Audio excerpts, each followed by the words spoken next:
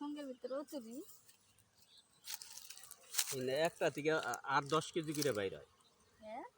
একটা থেকে 8-10 কেজি করে বাইর হয়। এই যে মা এই যে ওই যে মা ওই যে ওই যে ওই যে ওই তোর মা দিতে ভাইতেছে না কোনটা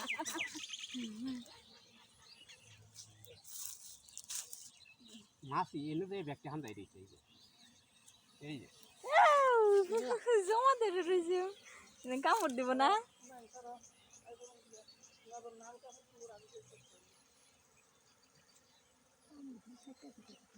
সরান দি মাছি না